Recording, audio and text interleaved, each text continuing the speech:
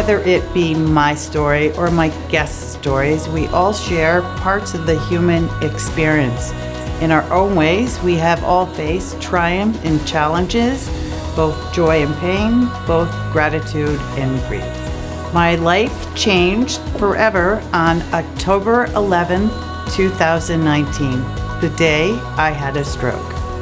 It had a ripple effect, not only for me, but also for those I cherish. Through grace, we are here today to pay it forward. It's my mission to focus on what brings us together and help people find their path through life stories. Rob Insinger is a serial entrepreneur. He delved into everything from fashion industry to high-end cosmetics to age-defying chocolates. Along the path, he experienced great success and crushing failure. Today, he's on a mission to help small business owners and entrepreneurs navigate the ups and downs of that journey. So Rob, I always say that everybody has a story, and you have like 1,000 stories. I have a few. Okay, so I want to hear about the happy, but I want to hear about the not so happy and how you got through it. Perfect. Those are the things that don't go on your highlight reel on social media, right? Those are the things that I think people are getting better about that now. Hopefully, we'll see. You're turning the tide, Lori. That's what you got to do. So I grew up in Moscow, Idaho, which is a very small town up north. That's where University of Idaho is. Father was in law school. Oh, wow. Mom was a substitute teacher. So we lived in not even a double wide, it was a single wide trailer. Moved to Idaho I'm Falls. laughing with you, okay? Oh yeah, no, hey, you got to start somewhere. And so then moved to Boise, which is where I grew up for the most part. And very happy childhood. It's Boise back then, before now it's like the cool place. But it was just kind of a farm town. And so we would ride our bikes on canals and rope swing and, build tree forts and all that Leave fun it stuff. to Beaver. Kind of, yeah. And it was, I'm really grateful for that. It was a really fun experience. And so, our kids these days don't really have that as much. Yeah.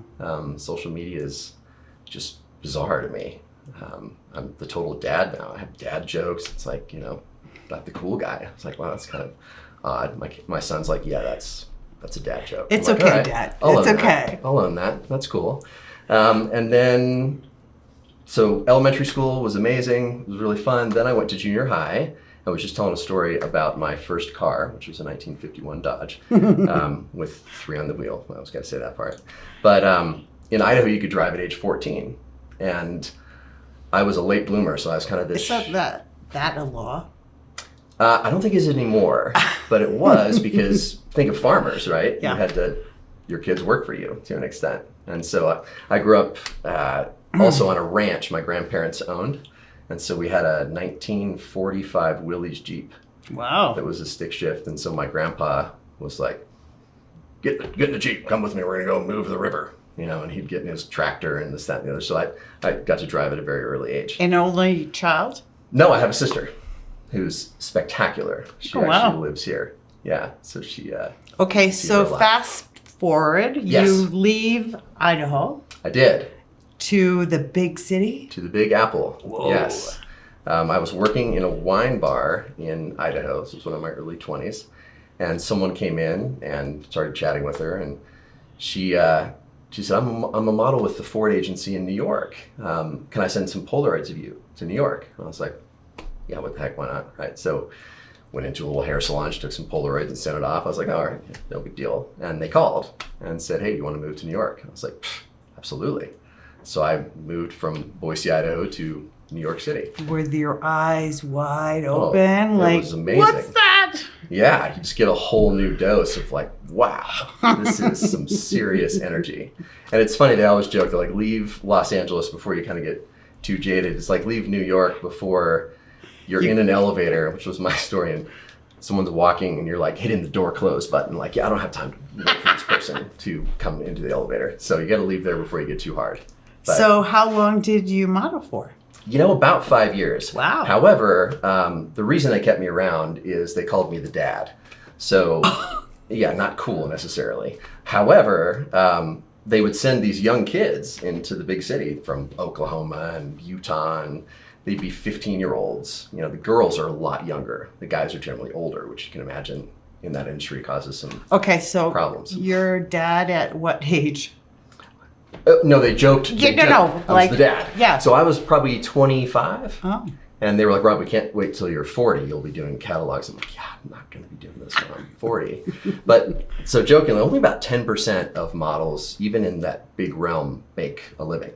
Huh. And so it's not something that people think, it's not as glamorous as people think it is. You know, we lived in this literal condemned building down in the Lower East Side. With three guys in Three your... guys. Yeah, absolutely. They were stuffed in this little place, and they'd be like, hey, you got to go here and check this out, and you got to go here and do this and do this. And after about a week of that, I was like, yeah, this is very boring for me. So I went and got a job in a restaurant. Oh. Because I've kind of always been a hustler. And so I was like, yeah, I don't have any control over this process. I go to a casting and they kind of look you up and down and they're like, yes or no. I was like, yeah, I don't have any control over that. So that's not really fun for me. So I started working in restaurants. And that experience led you to? So that experience led me to working in the sort of IT recruiting stage, which was downtown. Bartending, IT. Oh, yeah. Yeah, no, of course. Yeah, my kids are like, what job haven't you done, Dad? I'm like, well, there's still a few left. But yeah, I loved the experience. In fact, it was funny, worked in a bar down on the Lower East Side, and my bosses were the Baldwin brothers. Oh, wow. Which was, pretty interesting. So I bartended there. Of course, we get done at 4 a.m. or something. And I remember the Wilson Phillips. Yeah. Singer. Oh, my God. Sit at the bar and drink cranberry juice because she stopped drinking. Oh. But she would stay at the bar with us. And yeah, it was fascinating. Like, you just get to meet the most interesting people. So New York was amazing. And then 9/11 happened. Mm. And that was probably my first experience with an existential threat. I remember I was up on the Upper East Side, so I was on like 63rd and Lexington, and we got up and watched the second plane hit, and You watched it?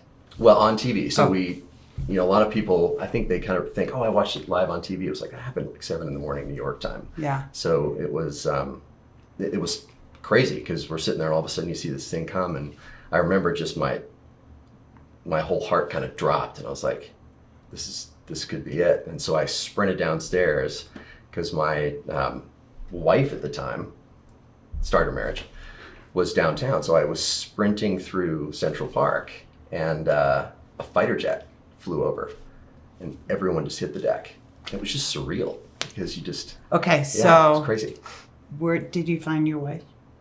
I did eventually. Oh. Yeah, I got all the way down to about Canal Street, and they were like, you can't go any further. And this was very early cell phone age. And so all the networks were frozen up. What does that feel like? It was horribly terrifying. I mean, you don't have any control over this. And it was just surreal. I can't even really explain it. Is it imprinted in your mind? Oh, absolutely. Absolutely. You don't really think about that from the standpoint of traumatic experiences. Yeah. Right? And so I have a good friend of mine who says, Rob, there are little T's and big T's when it comes to trauma. Yours was a big T, right? Little T might be you stand up in junior high and you get embarrassed by someone in your class and you sit down and your brain kind of wires, right? Your unconscious is like, ooh, that wasn't very cool. We're going to try to protect you and pull a curtain over things. And when something like that happens, it's trauma, but your brain kind of responds to it in a similar manner. So that was a really enlightening thing for me to hear from someone, is there big T's and little T's. Years later? Or Years at later. that time? Yeah, no, this was literally like 4 months ago. Wow. And so I was like, wow, that actually makes a ton of sense because it's, people talk about post-traumatic stress syndrome and it can happen in a lot of different ways. So you're shocked, right? Yeah. You find your wife. Then what happens? Well, so then I was like, I think it's probably a good time to leave New York. I grew up in Idaho, and my parents were, like, you gotta get out of New York. And I was like, it's probably time. So my sister made an introduction to Eli Lilly, and so I went actually into pharmaceutical sales. And had my starter marriage, as I said, which was grateful for it. You know, it was less than a year. One of those impulsive decisions that people tend to make. But it's really funny because does she know you call her your starter marriage? I don't think so. I don't think so. We haven't chatted since then, essentially. But that's for another podcast episode, I suppose. Thank you. But so then I ended up meeting my soulmate and my best friend and my wife in job training with pharmaceuticals. So, in the city, or where are you now? So I was still in the city, but we met in Indianapolis, which is where Eli Lilly is headquartered. So we met there, and then I was moving to Denver, and she was in San Francisco, and then she moved to Denver. So the thing I'm grateful for about 9/11 is, had that not happened, I don't meet my best friend and my soulmate now. So that is a happy story, that you can take a negative to a positive. Yeah, and it's interesting because it took me a while to realize that, and you kind of have to look back on it. And there's mindset is a big topic these days. Everyone talks about how your mindset and how you show up and things. In hindsight, it's always fascinating to look back on something that was on the surface very traumatic, but it's like, well, what came from that I can learn from? Do you talk about it with your wife because she was there as well? Or you was not the starter wife? That was the starter. Yeah, that was. But no, this is fine. You got to keep up. I talk fast. I'm one of those guys. But no, it's interesting though, because I didn't realize how sort of that experience had affected me initially. Yeah. But you got to move on. I mean, when you have a traumatic experience, there's sort of a choice at some point, right? You think everyone has a different human experience and a different response to things. But the only thing we really control is our response. Do you store it in the back of your brain? Oh, it's definitely back there. Yeah. I had to do a lot of work on sort of unwiring that, which was fascinating because I'd gone to traditional therapy and, you kind of avoid things for a while. And it's like, wow, this is still a thing. I didn't realize like loud noises would happen or something. And I would kind of, have to have a response to it. And, it's... that's something I really didn't sit with for a while. Mm-hmm. And then I think that's the only way you can really deal with that is to really process it. Okay, yourself. So how did you know you had to deal with it? People kind of said, that was really probably traumatic that you were there. I'm like, well, everyone watched it on TV and everyone dealt with that. But I lived there through what they called kind of the red zone time, which was when, they have the Victims Compensation Fund because there was so much cancer. I've had 4 friends die of cancer, who I lived with in New York or worked with. So the story goes on, the trauma goes on. It does, and that's a great point because I have a concierge doc now, and I'm fairly neurotic about going to get checked for everything, and it's, but I guess I'm proactive about it. But so when your friends unfortunately pass away, does it bring you back there? Oh, absolutely, and it just seems so unfair, for that. But it was interesting because when you lived down there, the wind would shift. And so I lived down on Hudson Street, which is down by Canal. And the wind would shift. And for months, there would be this odd kind of electrical fire smell. And that was all the toxic chemicals and whatnot that were coming out. It was just bizarre. And, for months, you would see, if you went down in that area, still like ash. Years ago, Mount St. Helens erupted, and when we were in Idaho, you got little bits of ash everywhere, and that's what it reminded me of. And so it was still present. You tell the story like it was yesterday. Interesting. Well, that's probably part of the whole, it's raw, and I don't think I talk about it much, which is interesting. But my favorite, another positive spin on it, I knew New York was back when New Yorkers started being rude to each other again. I remember right after. Get out of the way! Yeah, exactly. But at first, it was really funny. Over at Chelsea Pier, they set up sort of a relief center where everyone just wanted to help. And so they were bringing water. So there's this old woman, in her walker, literally with bottled water in the front of it, and everyone's happy and running over there. And then 3 weeks later, they would have been like, "Well, she's in my way." And I was like, "All right, New York's back." But it was a fascinating experience, like to see how everyone responded to that differently. Okay, so now you're in Colorado. Yep. Your soulmate, your wife. Yes. Okay, and you sell drugs. Well, used to. Then I went into surgical device sales. which I loved. It was absolutely fascinating. You're in the operating room, a lot of times with a laser pointer, and physicians are using some new You're device. acting the model part, doctor, right? Well, yeah, to an extent, you're sitting behind this. It's like, wow, I can't believe they're listening to me.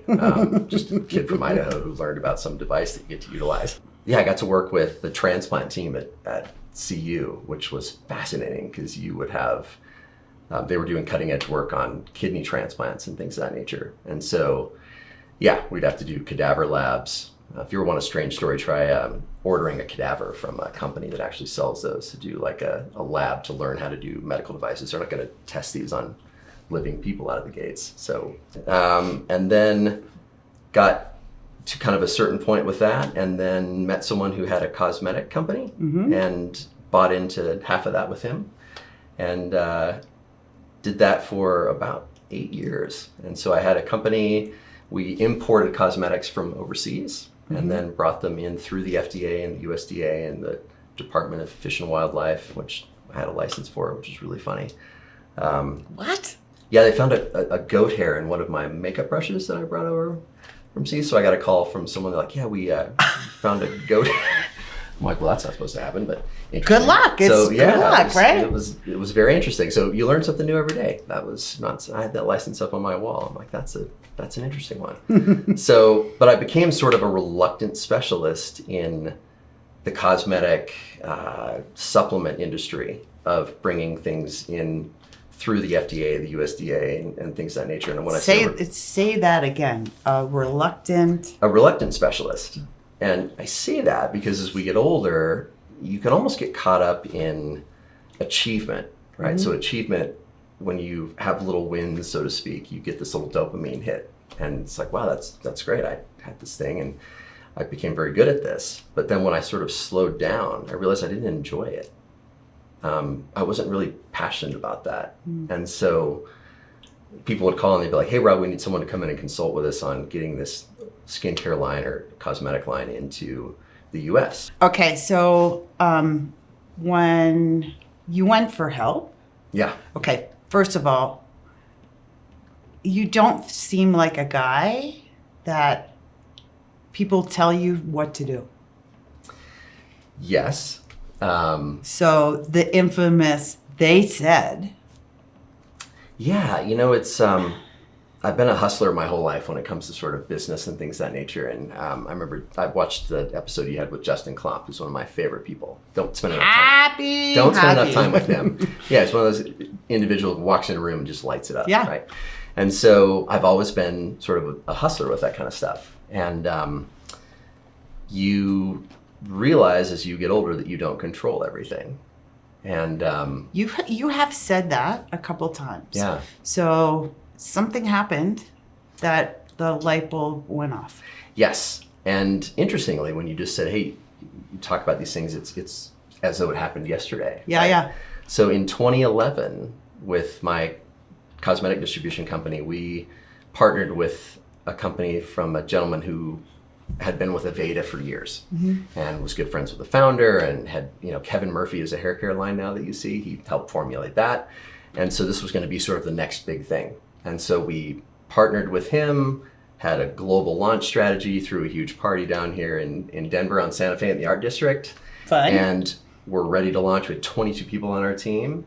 And within 2 months, he embezzled our funds and everything just came crashing down. Okay, so how did you learn that he embezzled? Well, it's fascinating because I think if you're not someone who would do that to somebody else, you are in denial for quite some time. I was like, no, he must be having just a supply chain issue because there were 110 products in this line. And what happened was he was sending us all the stuff that was expired and that didn't sell. Wow. So for lack of a better term, it was kind of a Ponzi scheme. Was going to say a con man. Complete con man. And there was a real awakening point at some point when I went to a therapist, which my wife sent me to, because I was like, I'd like to go to a third world country where it's legal to cage fight someone. And she's like, yeah, you're going to therapy, right? So, but she said, the therapist, I'm talking to her and, going through this stuff, and she's like, oh, honey, you ran into a sociopath and a con man. She's like, that wasn't something you really could have done much about. And as someone who was sort of this hustler for years, I was like, well, I can just outwork somebody. I can make up for this. And that was the first time I realized that I couldn't do that. And it was fascinating. I say fascinating now because it's easy to look back on, but it was devastating to me. I went from 22 team members to 4 in about 72 hours. And did you like make commitments to people? Oh my goodness. We had raised over $1 million, and it was primarily from friends and family. Whoa. And so I want to talk about like letting down the people that you care about the most. Okay, how does that conversation go? Oh my goodness. Amazingly, to them, they felt bad that this had happened to me, so to speak. And I looked at it like I had let everyone down, and that this was a catastrophic failure on my part, and that it was all my fault. Now, to this point, you have never failed. No, not on that level. You know, Yeah. I kind of joked, as an entrepreneur, you just make a lot more decisions than other people. And so I'd be like, yeah, that wall may have a stud over there in the drywall, but I'll run through it. And if I hit it, I'll just get My back up. kind of guy, Run through it again. Yeah, absolutely. You know, but when something happens that completely pulls the rug out from under you, I got a little arrogant. You know, we had done very well with this company. We were working with the Ritz-Carlton and the Broadmoor and the Four Seasons, and I was like, it was like I was playing poker. I'm like, yeah, I'm going to go all in. Yeah. You know, and I got wrecked, and it was I had In no just idea. one day. Literally in about a 48-hour period, I came to the realization, like, wow, this is really happening. This person is stealing our money, Okay. and we're not going to be able to supply products. And we had very high-profile clients who had purchased $40,000 worth of products. So not only did we have the money embezzled, but then I had to go buy back this product from my clients because A, it was the right thing to do, but B, we still had other aspects of our business. We were a distributor, so we had another division that still sold products. So we couldn't just say, well, sorry, you know, we can't do that. So, Where did you get the money to buy back the product? well, fortunately, we still had a couple of business segments that were profitable and were working, but that got sacrificed as well. So it was a company killer. It was like a big asteroid came down and just blasted us. Okay, your eyes are watering, but you're smiling. So there's an oxymoron, right? Yeah. And I can smile now, Lori, because I dealt with this for a long time. But you're right. It's and it's an interesting feeling because it's a feeling of gratitude now that I look back that this happened, because I have that same feeling, so I know, I right? can only imagine. Yeah. I mean, you look at what you're doing now, right? You can have a traumatic experience, and as I said earlier, you really only control your response to that, right? So how are you going to respond? Yeah. And that took me a long time. I did not respond well at first, and How did you respond? I shut down. I didn't. The friends I had, I cut out of my life. I felt like such a failure that I just wanted to go hide. Absolutely. Yeah. And then you start thinking, because I grew up in a small town in Idaho. I went to University of Idaho. A lot of my friends and colleagues, you know, we live down in an affluent area, had been to really nice schools. And I was like, oh, well, of course that happened to me because I'm not as smart as these people. Oh. And yeah, I dealt with that for a long time. And How long is long? 10 years. Ooh. Yeah. In fact, I recently had met a group that does trauma release and different, and it's not traditional. This is not, you know, your psychiatry and things of that nature. It's very different. It's a alternative way of looking and doing things. And when I've been speaking with these people, they said, well, Rob, when did this happen? And I said, it happened in 2011. They were like, oh, you talk about it like it happened last week, right? And so it was still so acute that I didn't even realize it. But So what did you do these 10 years? you know, I kind of treaded water. And that's a terrible feeling because one of the biggest indicators of happiness in your life is upward mobility and feeling like you're making an impact or feeling like you're moving toward a goal, right? Yeah. And I let a lot of people down. And yeah, my kids, fortunately, they were very young, but I wasn't around as much as I could have been. I would sleep at our office because we had a giant warehouse. You took it very personal. Yeah. And did you think that you were going to save the world? Like you owed it to everybody? Absolutely. I felt like I have to make this up, and I will punish myself while I'm doing it, and there will not be anything that I want to do, and that never works out. Okay. Did you ever have a mentor? No. And that's actually an amazing point, because human connection is so important. And what I really learned was that was a huge miss by me, is people would try to come in and help, and I would kind of shut them out. And what was amazing, as I started talking to more and more people, business owners, entrepreneurs, everyone had a story of someone screwing them over, or of someone you perceived something happened. I had an accountant who had stolen money from me before. That I got over that. It was one of those things, but you kind of meet this company killer, and it was a drastically different experience. So it just put me down into a completely different level. And so had I had a mentor, I would have gotten out of it sooner. But my journey was I had to go through that. And okay, so where do you go? Where do you go from there? It's fascinating. Now you kind of realize as you get older what lights you up, right? And what I'm waiting for your passion.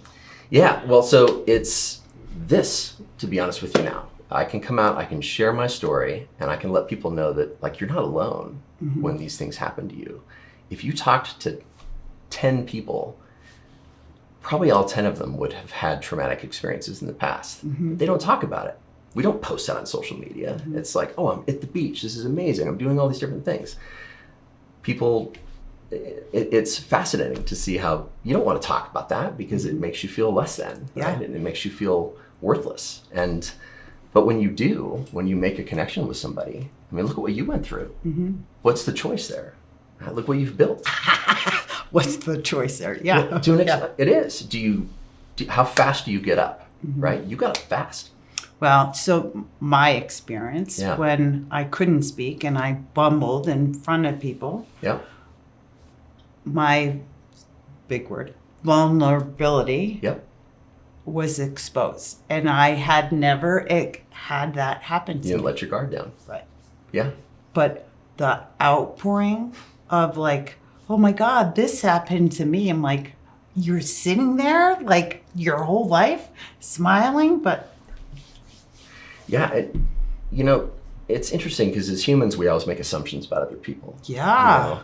And if you assume best intentions, you're going to find out so much about people when you make an authentic connection with them. Right? So we could sit here probably for 6 hours right? and have conversations about this and how it makes you feel. And what I really learned is that so many people have had similar experiences. And when you talk through it, it all comes out, and there's like this shared energy that goes on where it's like, oh, I'm not alone.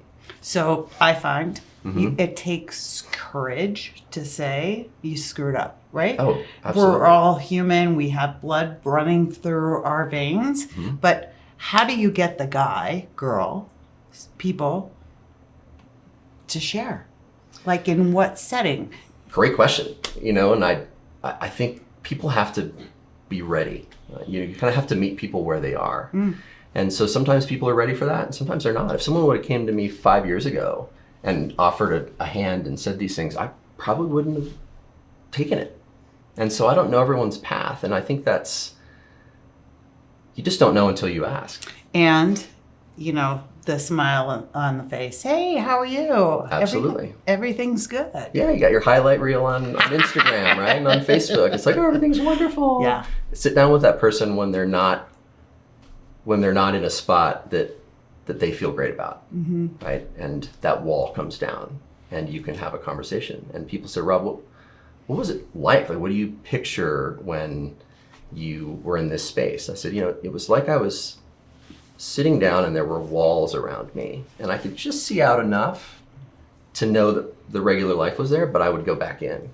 And, your unconscious runs most of what you do every day. and it's protective. I perceive that you literally thought that way. Oh, without question. Yeah. But what's interesting is I would go to a therapist and they would say, well, yeah, Rob, this is the, I'm like, yeah, I get it. Like, I know the problem, but how do I fix it? And? I couldn't. I literally couldn't fix it at that point. And until I found this new group of people that I'm working with now, I just didn't have the ability. And what's funny is your unconscious was like, they were like, what does it look like? I said, it's like there's this little 12-year-old and he's literally has sort of a harness on me. And anytime I'd want to go out, the harness would get pulled back, like this protective thing, like, oh, no, you did that one time, it was really bad. So I don't want that to happen again. And until I was able to sort of bridge that, and for lack of a better term, it sounds all wooey, but make like a connection to that unconscious version of me and say, yeah, it's okay. Like, I got this. Was it that little boy, the happy boy? Yep. You? It was, yeah. But one story I didn't share earlier is when I went to middle school, I was a late bloomer, so I was sort of a short, pudgy kid. And that's not a lot of fun at that age. Yeah, it was interesting. So it felt as though that short little pudgy kid that had been sort of ostracized and, you know, I was trying too hard at that age to fit in. That was who was that version who was kind of holding back. Yeah. Who saw that coming? Well, obviously something happened that chubby little boy, somebody said something. Yeah, absolutely. And I've been trying to put my finger on it, and I think it was, I played soccer then. I wasn't great. I wasn't overly athletic at that point. And there was a shirts and skins is what we used to do. And I remember being on the skins team. It was the most horrifying thing that I could do. And that just made me feel ashamed. My nickname was Wheels because I was slow, not because I was fast. And so, yeah, it was interesting. And then, of course, to go from that to being in the fashion business in New York City was a big shift. And so I kind of emotionally had gone from way down here with no confidence to, wow, lots of confidence, to taking that into business, right? And then getting destroyed. And it brought me right back down to that level where I was originally. And that was a weird feeling. Weird is a nice word. It was a horrendous feeling. But it took me years to kind of get to the root of what was going on. And yeah. So now what? You know, you're here. I'm here. And this, you know, it's fascinating. I feel as though I was kind of pulled here. Without question. Look, nothing happens on accident. This is all part of the journey, right? And so... Don't be Oprah. I'm going to be Oprah. You can do that. I'm less of a... Yeah, I think that's spectacular. I think you will get there. I think you'll manifest it. Thank you. But yeah, I just... What happens now, right? What I love doing more than anything, I realized, is finding people who are starting a business or who are in a startup, let's say, as an executive or as a director or something, and they're trying to get to the next level. And what you realize is you can only get so far without letting go and letting other people in. And how that's relevant to what I went through is I didn't let anyone in. Had I, things would have been smoother. So now what I love doing is mentoring business owners. And are you a life coach? No, I'm married to one of those. Well, I'm actually married to an executive coach, but no, I'm not. And because I still love the business side of things. And so I love going in and helping motivate. But what I really lean on now is that I have a lot of experience in both having great success and significant failure. And I learned a whole lot more from the failure than from the success. So, okay. I was balls to the wall, and until I had my stroke, I couldn't see anything. Fascinating. Right? Yeah. So how do you get the executive to see that? You know, that's a great question. And I think, again, it comes down to the individual, right? They have to be ready to make a change. So I employ you. I want to grow my business, but I think I'm the bomb. Yeah. So are you going to help me? Without question. Yeah. But how are you going to break me down? I'm going to ask a lot of questions. And I'm going to say, what are your goals? Where do you want to be? What lights you up? What doesn't light you up? And by doing all that, you sort of flush out what these individual superpowers are. Some people are amazing at growing a business because they have this massive analytical mind, right? And they can just outthink people and they can strategically make the right decisions. Then you have people that are just connectors, right? And they go out and all this amazing energy and they just kind of blow through everything, but they leave a wake behind them. And so their team a lot of times doesn't trust them. They make them nervous. And so you get different types of personalities and they have to be coached differently or they have to be sort of approached in a different way. And if you get someone who's this crazy entrepreneur, at some point they will hit a level where they can't continue. And they can continue to tread water, but they can't break through and get to that next level, the 5 million, the 10 million. They can get to 2.5 million. And that's what I've sort of found, again, small business. And then they can't do it, but they've done so much on their own to build to that point that they're petrified to not be in control of that, but for different reasons. Because of the little boy. Probably. And what's fascinating is when you get that light that turns on with certain ones that you're talking with. Do you see it? Absolutely. Absolutely. And what got them to where they are today is whatever that superpower was, whether it was being incredibly analytical or whether it was being this, just light that was able to just be an innovator.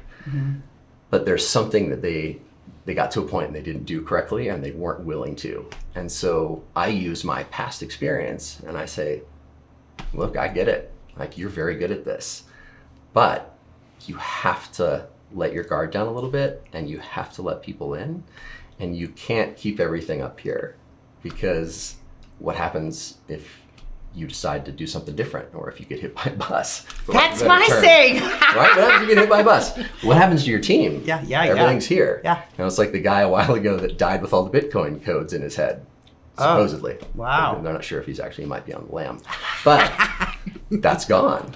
So it's fascinating to see how different people respond to it. Some people take longer, and some people, a light turns on. You look at some businesses, you're like, you know what? You don't have a virtual assistant. You don't have these processes in place. This is easy. Like, you've done the hard part. But you can see it. Let's fix these mechanical things that aren't very fun to fix. But once you do, you're going to be freed up to do what you love to do. So the word to the wise is let go? The word to the wise is it starts with you. And until you understand what lights you up and what you're exceptional at and what puts you in a space to be your best self, you really can't be a great leader or a great influencer as a business owner, because you're not being true to yourself. So your legacy will be? Wow, that's a good one. I think my legacy will be my boys. I want my boys to look back and say, my father was present, my father loved me, and my father was a great role model for me. That's the number one thing. And to have been a spectacular partner to my wife, who isn't going to be Oprah, but she's on a similar path. So, and I don't think you're going to be Oprah. I think you're going to be Lori. I think you're just going to be on a much more elevated level. You want to be like somebody else.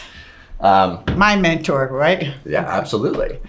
And then the other part is that I've always loved coaching. So to this day, when I have a job, and if I have a job interview, which I haven't had for a while, but they'll say, hey, tell me a time you had success and you enjoyed it. I'm like, when I coached my son's Little League team to the championship.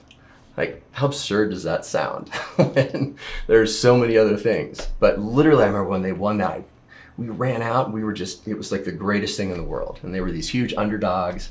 But I looked back, I'm like, what I did is I found what each kid was really good at. And I put them in those places where they could succeed and be confident. Like, you don't want to take a kid who's a good hitter and can't pitch and be like, wow, he's a great hitter, he must be able to pitch. No, not necessarily. You found that little boy Mm-hmm. in your kids, in your coaching, and you do it with little kids and big kids. You're absolutely right. And it's all about empowerment from my standpoint. I think criticism and negativity, it's not serving. And it can be effective. I remember years ago, my wife was like, it's like there's a target in front of you and you could easily just shoot it with one arrow right in the middle, but you take out a flamethrower and you blast the whole thing down because it was effective. Yeah. However, your team doesn't trust you, people are scared of you, they question your judgment. So you have to work through all that. And so what I've realized as I've gotten older is everyone has their superpowers and everyone has what they're great at. But until they know what that is and they embrace it, they won't get to the next level. So they have to take the Superman cape off. Absolutely. Absolutely. And what's interesting, Lori, is that most people don't know what their superpower is. They just assume that everyone's good at that. So I would be a pretty good connector with meeting different people. I could walk into a room and didn't get anxious. I would just go talk to people. Yeah. How do we get to you, my audience, to get you to walk into their room? Yeah, hit me up on LinkedIn. That's Okay. really kind of the best place. And, I tell small business owners, I'm like, look, I'll have a call with you, and within a very short period of time, I'll know if I can come help you or not. And if I can, great. And you will be honest. I feel the sincerity. Thank you. Absolutely. I've also realized as I've gotten older, money's great, right? But it's the feeling of helping someone when you see that light turn on, or when they've been like, they get to a spot where there's this person who's amazing, they light up. Maybe they don't have a big embezzlement scheme like I did, but they get to a point where they just don't enjoy what they do anymore. And I can't tell you how many times I have conversations with business owners who are these, male, female, doesn't matter, very confident, this, that, and the other. And we start to go through this and they just start to cry. Okay, so I'm going to hire you, and I'm going to thank you for being on The Power of a Voice. Well, thank you so much, Lori, and keep doing what you're doing, because you are an inspiration to everyone. Because when something knocks you down, you want to talk about getting a curveball thrown at you. Within 30 seconds, your whole entire life changed. And what you did was, I'm not going to let this define me. I'm going to turn this into something amazing. I'm going to make a movement out of it. Well, thank you. I appreciate that. Well, thank you. I'm grateful for you. Thank you. Do you have a story to share? I'd love to hear from you. Please visit LoriCorken.com. There you will find more stories like the one you heard today with our series, The Power of a Voice.